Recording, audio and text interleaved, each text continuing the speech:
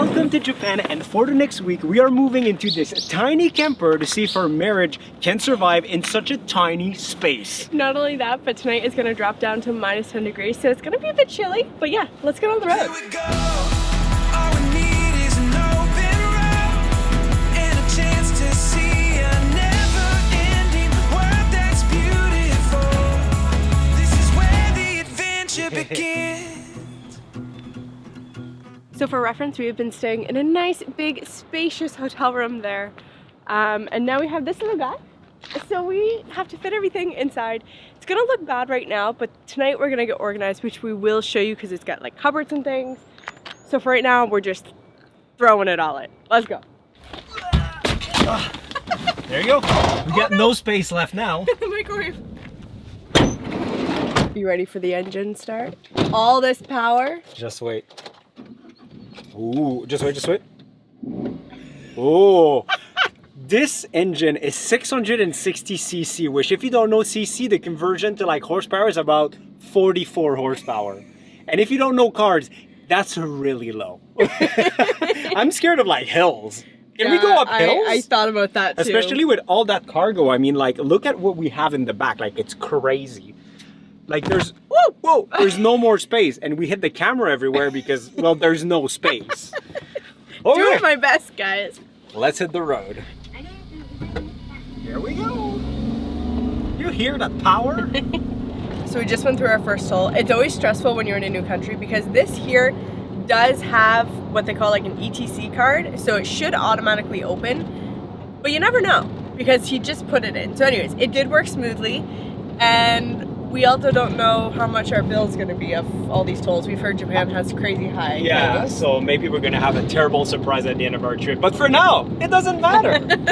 So this morning we are driving just over 4 hours from Narita, which is close-ish to Tokyo, and we're going all the way to Nagano. And to be honest, even though I drove all over the world in much wilder country than Japan, like Cameroon and Sri Lanka and places like that, I'm very stressed of driving in Japan. Not because like drivers are crazy or roads are complicated, just because there's so many rules in Japan as a whole that I feel like there's probably rules on the road that I'm not even aware of. So I'm just trying to like be the best driver that I can compared to when I'm like in Africa.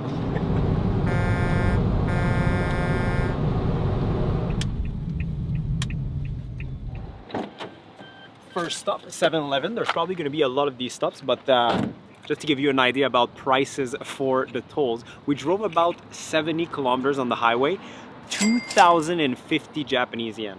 That's going to be an expensive road trip. In Japan, 7-Elevens are the best. Okay, lunch number one in the camper van, a lot of 7-Eleven snacks. We've got some chicken, because protein, I worked out this morning, and then some dumplings, and a very special dessert that Tracy's been wanting to try for a week now. I'm going to be trying all these things. It always amazes me how the food gets so hot so fast in the microwaves. What always amazes me is like the amount of things that you can buy at 7-Eleven. And they warm it up for you. They could grill a pizza for you here. Like in Canada, going to the convenience store for lunch is like a last resort thing. Where it's here, so expensive too. It's 12 and the place is bumping. Like it's full of people. Everyone is getting meals ready to eat and snacks and stuff. That's awesome. The food quality at Japanese convenience store is also much better than at home. Yes. The first one we're going to do is the ice cream brulee. It's supposed to be like a creme brulee topping and then ice cream beneath. It looks great. I mean, it does. And they're right. It's hard. Like, okay, it's definitely hard on the top. Okay, there we go. But yeah, the ice cream I think just needs to melt a little bit. Let's see. Why did I blow on it? It's because it's so cold. I do that all the time. Whoops. It tastes like creme brulee. TikTok did not overhype that one. No. Okay, back on the road. So one thing we have noticed going on just our drive so far is they really prioritize safety in a really good way. Like if a lane needs to close, you're gonna know way before it closes with like arrows and little safety men. There's a whole bunch of different versions. There's one that has like a robot arm that kind of like waves you. There's blow up ones. There's a bunch of them. They're really funny and cool. Okay, let's see. We drove like, I don't know, about 250 kilometers. I'm expecting like 6,000 yen. Tracy, do you have a guess? I think it's gonna be 8 to 100. No. Oh. 5,170. It is outrageous, don't get me wrong, but to be honest, like the roads are beautiful, so much maintenance, like we've seen people working on the roads everywhere. Even the tunnels are full tiled up, and somebody, trust me, is washing those tiles because they're so clean. So I mean, very expensive, but I mean, like I see what we're paying for, but like living here, like people just pay this all the time. That's crazy. It's so beautiful looking at the mountains. Like just when you think it can't get any better, you turn a corner and you see even more. It's absolutely stunning. And as much as I don't like winter, the snow right now truly adds to the scenery, I would say.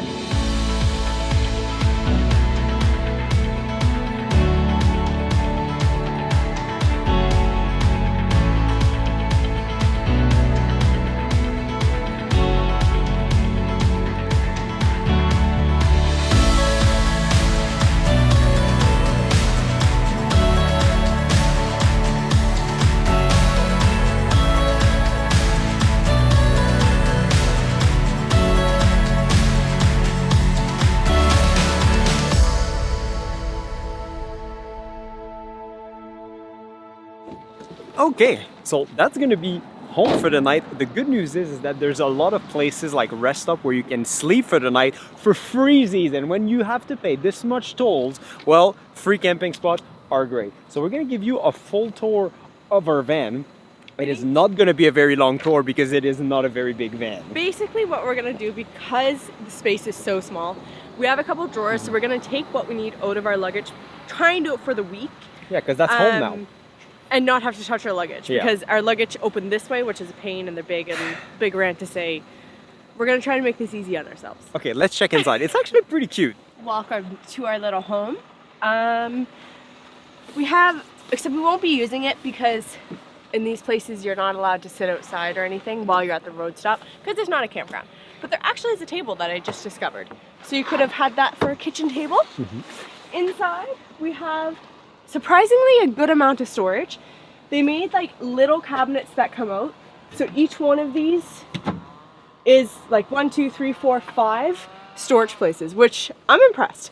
If we come around the back, we even have a microwave here if we need. It does draw a lot of power, so we're gonna try not to use that. We have the cushions here for our sleeping bed and even some easy access drawers too, so we're gonna utilize that as well. There used to be a faucet here or like a little water tank, but especially in the winter, you're not using it because the pipes can freeze really easily. So they actually just removed that because nobody was using it.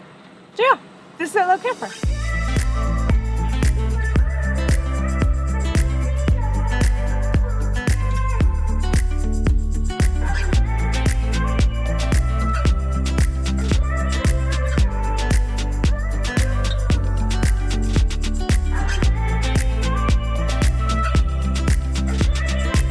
So even with the lights on too, they've got a lot of like cool ambiance lighting, which is great.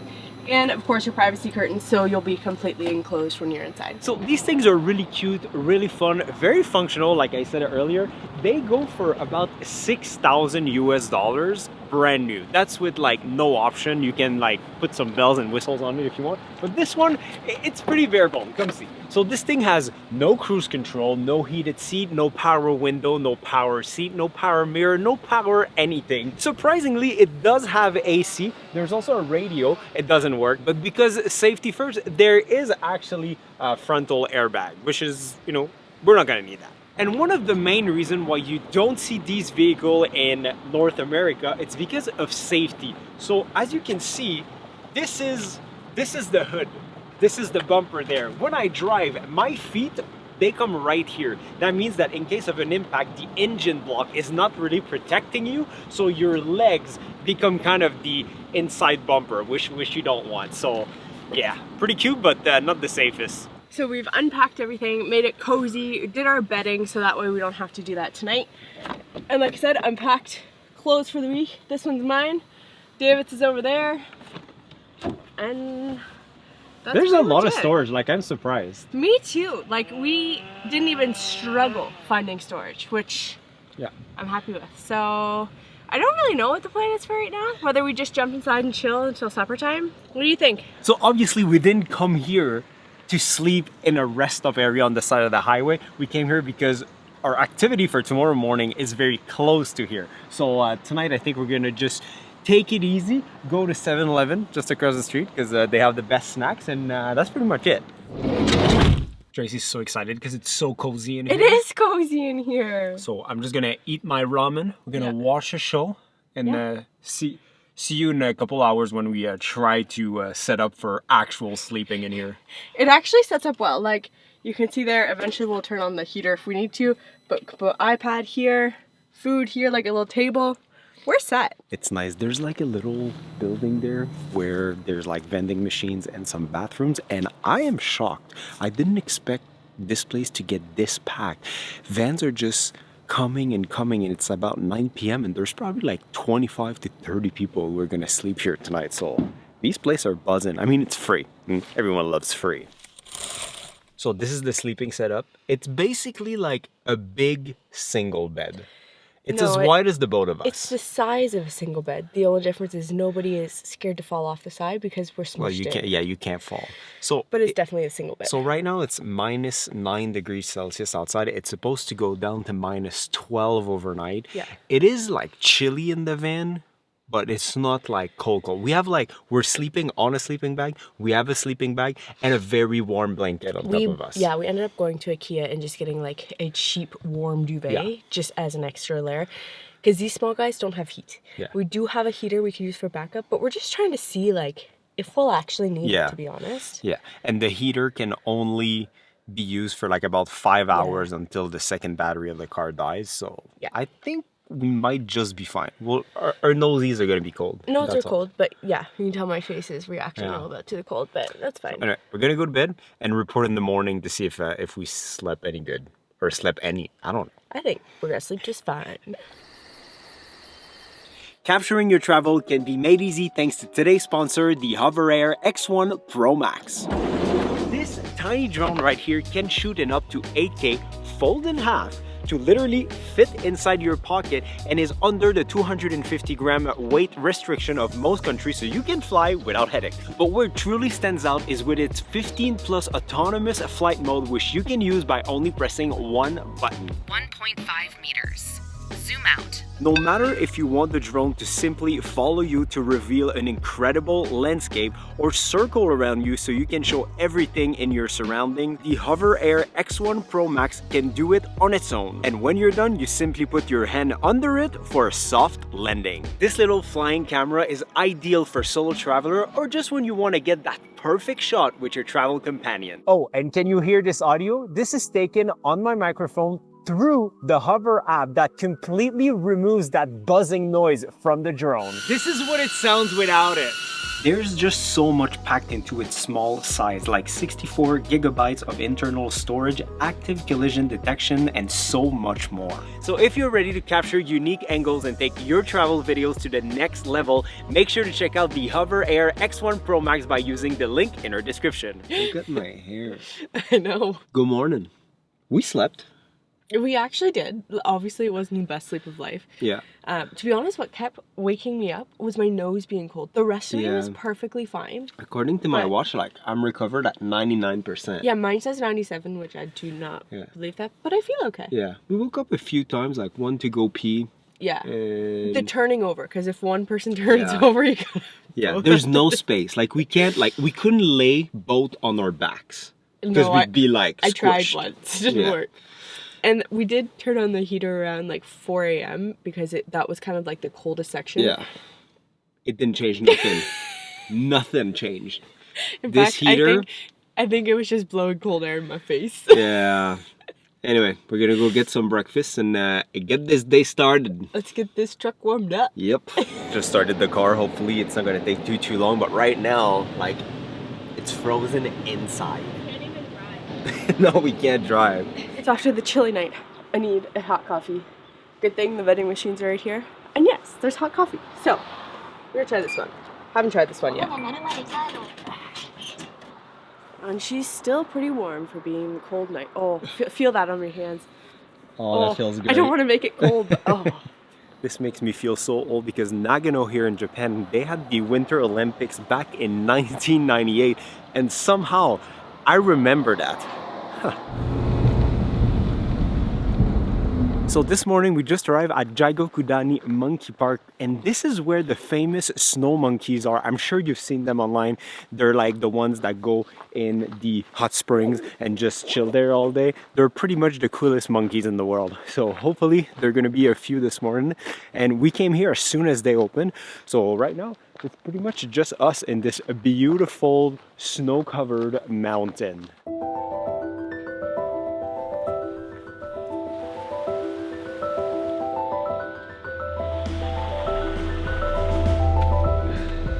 There's so many of them. And I can already see some of them in the hot spring. And this is the main reason why I wanted to come to Japan in the winter, was to see the snow monkeys bathing.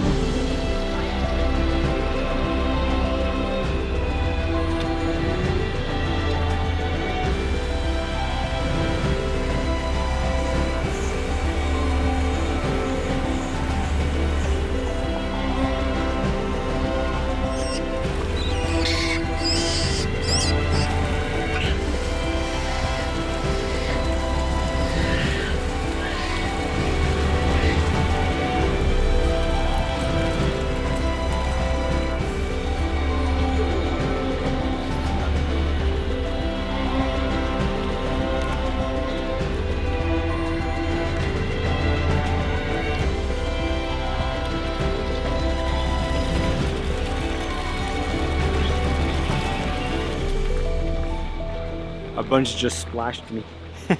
So the snow monkeys of Japan are the northernmost living primate in the entire world. They've adapted to temperature as low as -20, and apparently, from the rumor, people say that back in the 1960s, this is where they actually learned from seeing human basically going into the hot springs. That's when they started to do it as well. But I cannot imagine going into the hot spring a day like today, where it's about like -5 outside, and then getting out without getting dried and just walking around with wet fur. That sounds awful.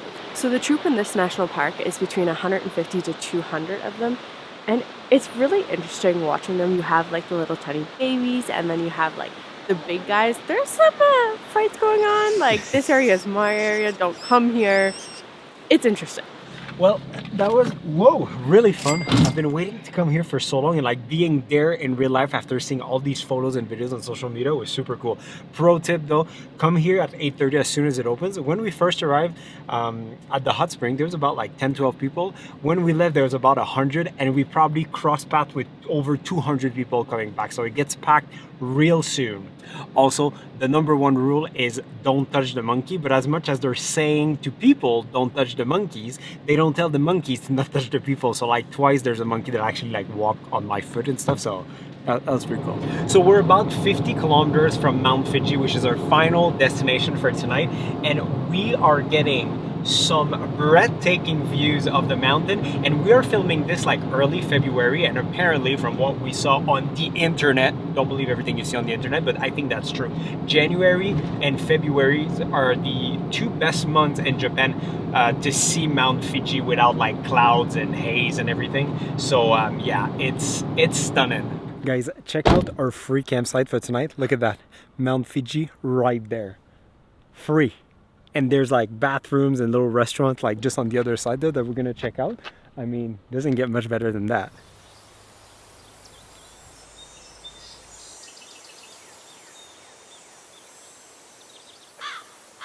Mt Fuji is definitely one of the most recognizable landmarks here in Japan. It is also the highest point in the country, and fun fact, it is still considered an active volcano even though the last eruption was in early 1700. Look at our little van. It looks so lonely. It looks very lonely. So when I was beside the truck, this very nice Japanese man came to see me, and basically with a lot of Google Translate, we were able to understand what was going on. So he was telling us about the Mt Fuji diamond effect. So apparently since yesterday, the sun perfectly aligns at the top of Mt Fuji in the morning. And he says that tomorrow, February 4th at 7:50, if we drive this way a little bit further, we're gonna have we're gonna be able basically to get that perfect angle. So that's gonna be our mission in the morning. On the menu tonight, we have a ramen with a sad one piece of meat. So I got an extra egg. We're gonna put an egg in it. And I got some pork with some sort of omelet and sauce on top of rice. I think it's gonna be nice. And we're gonna watch a movie as well.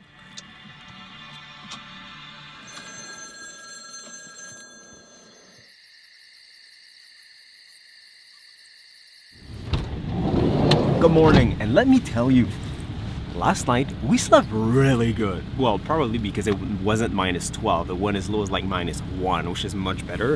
And it was quite cozy. I think we're getting pretty good at sleeping in the van. Plus, we pushed the both seats a little forward, so it gave you that extra like inch. 4 inches. Way more than 4 inches. Yeah, way more than 1 inch.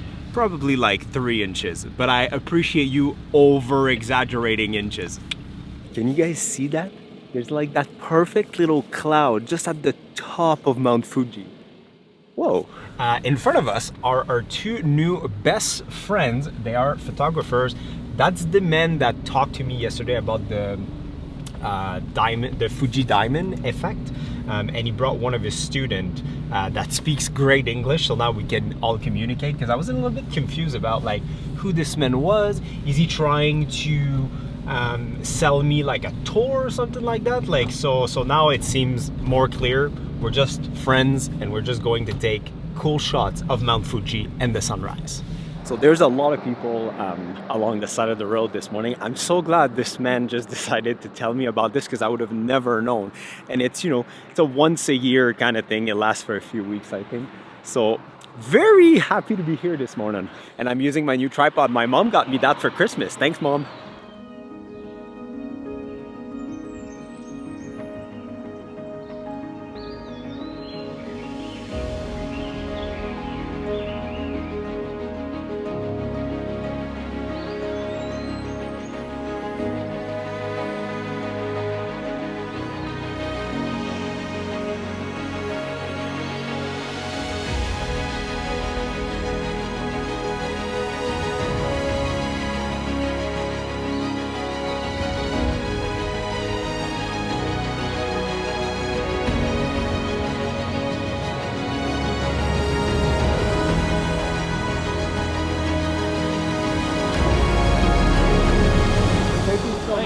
We enjoy you guys. Thank you. Okay. Thank you. Take care. Take care. You And too, have a good trip. Okay. Bye. Bye. Take care. Let me just start by saying one thing, because I know a lot of kids are like watching our videos. Never follow strangers. With that being said, I'm really glad that I decided to follow this old Japanese man this morning, because I would have never known about this diamond effect, and also I would have never known how to shoot this. This guy's actually a professional photographer. The other guy that was with him is one of his students, which thankfully spoke English, so it was much easier to speak together. But yeah, he just showed me how to shoot the sun. I know how to shoot a lot of things, but shooting directly at the sun is not a skill I had, and is now a skill that I have unlocked. So that was a really fun morning. Like, I'm so happy. So something that David didn't say that we like kind of calculated out, and it's just because we travel all around the world, so it's in order to get used to certain cultures and stuff, our guard, to be honest, is a little bit elevated usually when we meet people. And the reason I'm saying this is because at 5:50 this morning we heard a knock on our door and someone being like, hello, hello. And we thought, honestly, we thought it was like cops kicking us out of where we were staying, even though that didn't make sense because we were allowed to stay there. Opened the window and it was him and his friend being like, are you ready? But yesterday, again, a little bit of a language barrier there. Yesterday he was saying like, no, it doesn't happen until 7:50, but I'll come here and pick you up. But like 2 hours earlier than 7:50, we were very confused. Anyways, after talking to them and like kind of doing a little bit of an assessment, we're like, okay, no, it's fine. And let me tell you, we are very happy that we did, and David is definitely happy photography wise. It was a good morning. We really live for these like unique moments with locals, and it just proves my point once again that 99% of people in the world are good people and 1% are effing it up for everyone else. So after driving on that very famous road where you see like Mt Fuji at the end, like almost perfectly centered, we jumped on the highway and drove away from the mountain, which is sad. It's a beautiful mountain, but right now we just found a little rest stop on the side of the highway. And one thing about living in this tiny van, there's no shower, and we didn't take a shower in about 3 days. But this place here, there's showers for 300 yen. So we're gonna do just that. Tracy's very pumped about I'm it. so pumped. I need to be, my hair just needs to be washed. Everything needs to be washed. We're smelly, so we're gonna go do that. We're gonna need our towels and soap. And new clothes. I just put my own clothes back on. I've been wearing this shirt for like 3 days. You have been. I love that shirt. New pair of socks, that's a good idea. I'm so excited to wash my hair. So on top of an amazing shower, they had a whole bunch of places to eat. So by the time we showered and did a little bit of work, it was 12 o'clock. So we're like, you know what? Let's eat here and not have 7-Eleven for once. Really good pricing. Like this whole meal was 770 yen, so around like $657 Canadian. It's pretty good. Good deal. Perfect. And it's delicious. Because we woke up early, took the great photos of Mt Fuji, like drove a little bit around town and then found this place, had lunch, took a shower. I did a little bit of work. I mean, I feel like we've accomplished so much today. Oh, and we drove a couple hours already. And it's just 12. I feel like it's like 4 or 5 p.m. We're on our way to Kyoto, right? Yes. Tracy does the planning. I'm just the guy who films. Okay, so let's go to Kyoto. Yeah, we fancy like Applebee's on a day night. Get the bourbon street steak with the Oreo shake. She's an Alabama jammer, she my Dixieland delight. That's how we do, fancy like. I'm sad that Tracy doesn't like roller coasters because after seeing that theme park, I really want to go. With that being said, I will have my theme park fixed during the Japan trip because we're definitely going to Universal. That is non-negotiable, so make sure to subscribe to see that. Tracy, do you love it already? Yeah, it's pretty cool. Okay, so 300 kilometers of driving on this highway all day for a grand total of 6,350 yen. Don't get me wrong, like I said the other day, one of the most clean and some of the most beautifully made road ever, but still very expensive. With that being said, I'm happy to report that we officially drove about 1,000 kilometers in this little boy. Whoa.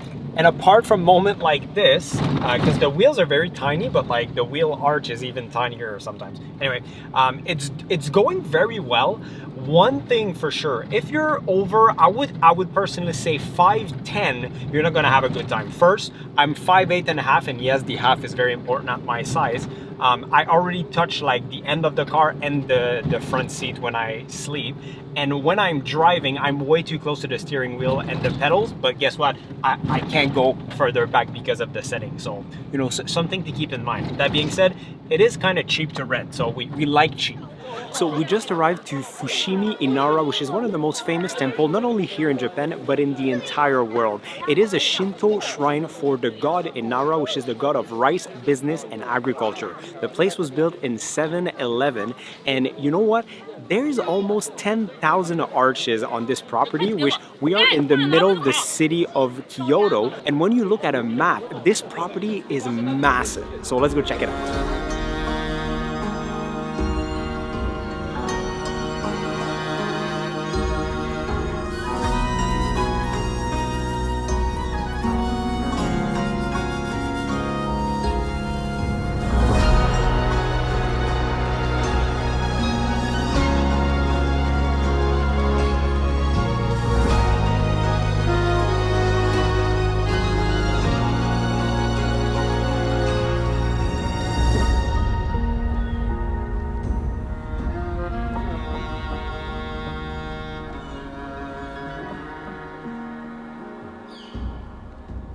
So it turns out every gate is kind of donated. When you're walking one way, you don't see any inscription, but when you're walking the other way, they're all inscripted.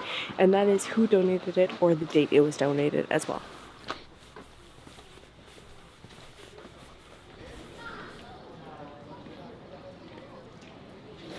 So just outside of the temple, there is like a street food stall, and there's this thing that I've been wanting to try here in Japan forever.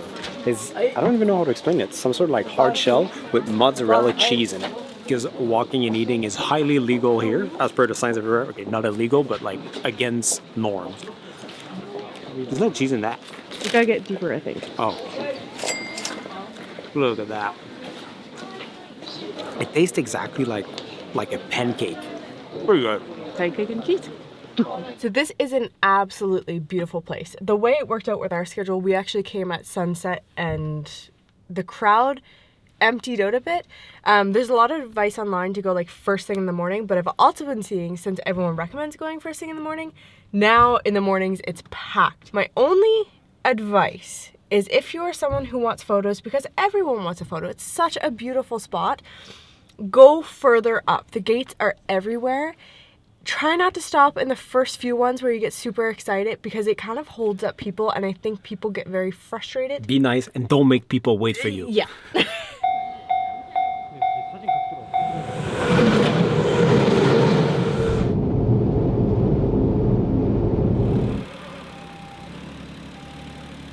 So because tomorrow we want to get up bright and early and be at the Nara Park for opening, we're kind of sleeping in the middle of the city. There's a lot of lights around and it's probably going to be noisy, but you know what? I can't complain when it's a free campsite with 24-hour toilets, so... I have to say, I'm fascinated. Like, it's just a different culture to sleep in this kind of area, because I would say way more than half the people here, they're not tourists. They're just local, probably going from point A to point B. It's a long drive and they just come here for the night. And a lot of local cars are actually equipped with like curtains and things like that for privacy, because I guess they do this often, which is, I mean, if you don't want to pay for a hotel and your car is kind of comfy, I mean, I like free. I mean, look at these places, like super nice, super clean, free toilet, vending machine, trash cans. It's not surprising with that kind of setup that people actually use it. There's even heated toilet seat. Come on. The one thing that's hard with the little van, if like one thing is out of place, everything is. So you really have to make sure everything goes back into its place before you can set up like the main Which we don't bed do. area. That's what I'm doing right now. Right now. Good morning. We slept amazingly. I think, like I said yesterday, like we're getting better and better and better every single night at sleeping in this tiny thing. Now, just had breakfast. Don't hate me. We went to McDonald's. I mean, we love Japanese food, but like a little morning of something that feels like home, that is not ramen, pork, or something like that, felt really good. And the coffee is... Fantastic. This is really what I was after, was like fresh brewed coffee. I know you can get them at 7-Eleven, but this one was cheaper. So. And I think coffee is gross. Now, let's go see another very special animal. Look at these guys. Little deer crossing. Okay, let's go, guys. We've got places to be. In Japan, the parking lots, they don't joke around. You can't leave without paying. That little metal thing goes up under your wheel and then you can't leave. So hopefully we're going to be able to figure out how to pay and leave. It's a later problem. Perfect. So number blue one. Yeah, blue one. Okay, thank you. And just like that, now we know how to pay and leave. Our truck is not stuck because Japanese people are always ready to help. Now, there's deers everywhere. Those guys are just roaming around. So we just arrived here at the Nara Park, at the deer park section. It is free to go in. It's open 24 hours because it's just like a public park. Except if you want to feed them. Then you can buy some crackers and feed them. We sure want to do that. Yes. So let's go buy some crackers. This guy, he knows that we're going to go buy food. Hi, dear cracker, 200 yen. Hi, dear, eat this paper. Okay. Hello. Very, very hungry. These guys, they just hang out by the lady who sells the crackers. Just wait, we're going to go in a little bit. Tracy, you're making friends. I know. This guy is like, I'm hungry. Look, they know we have food. I don't have it. We're just taking a walk, guys. I don't have it. So supposedly if you put your hands up, then they will be like, okay, you don't have any. So I've stuffed them in my jacket so I can at least have my hands free. I think this guy can smell it. I think he can too because his face is very high up. Just eating my jacket. I get to pet you. I fed you. Now I get to pet you. Ow! They bite your butt a little bit sometimes, just to check if you have anything in your pocket. Yes, you're such a good deer. Yeah. So these are known to like bow for food. Like, see what he does with his head? He's just bowing for food, and that's why they're called like the bowing deers of Nara. Gotta get some for the little one. Oh, there you go. The little one needs to grow too, bud. So this place is about 660 acres, and there's 1,200 of those deers just roaming around freely. And when I say freely, it's freely. You can see them like walking across the street, blocking traffic. It's very nice for people. I'm not sure how much the locals enjoy their company sometimes when they cause traffic, but they are considered to be sacred animal. They're considered to be messengers of God, and this is why they're such well taken care of here. Tracy, you look stressed a little. I am stressed a little. They don't bite hard. I got the goods. Tracy looks like a drug dealer. Hey. He smells it. He smells it. Hey, you bullying my wife? Get out of there. Get out. One little girl is very scared of the deer. For her defense, they're bigger than her, and they can be quite bullies.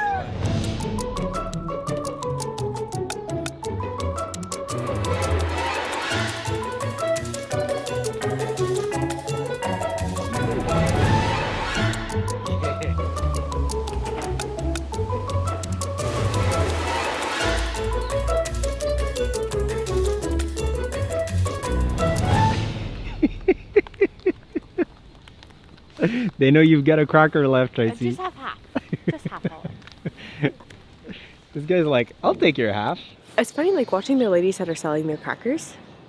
They know, or maybe there's been practices that we don't know about, but like they know not to go towards them. And even when I was buying them, they only came to me as soon as she handed it over. Before then, come on, guys. Before then,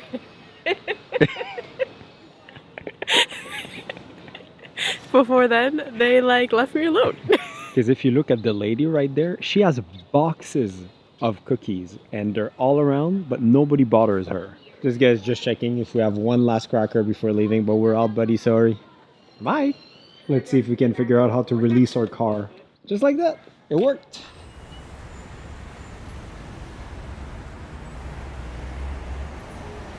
Well, to say the least, a lot happened since the last clip. We spent some time in Osaka, eating some crazy food, made a crazy purchase, had a great time at Universal Studios Japan as well. A really fun place, and you're gonna see those things in some future videos, because otherwise this video is gonna be way too long. But now, we've officially spent a full week in this van, and we've got a few things to say.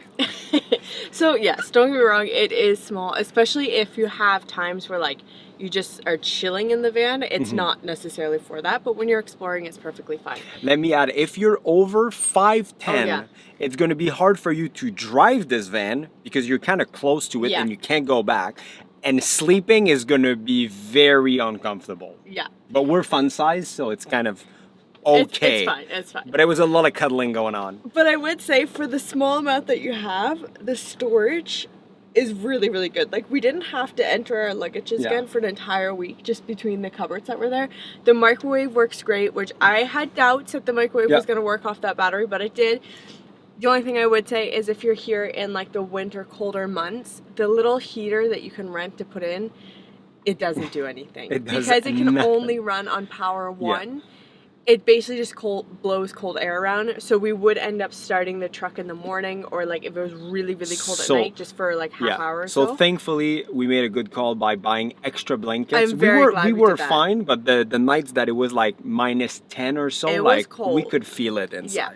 The reason why we wanted to do this is, one, because these cars are such an icon in Japan, and living in one for a week was just fun, but also it is very cheap because we paid so 6,900 per day, and then also a daily charge for insurance was 1,500. Gas is really cheap. These guys run really great on gas. Where it's gonna get you though are the tolls.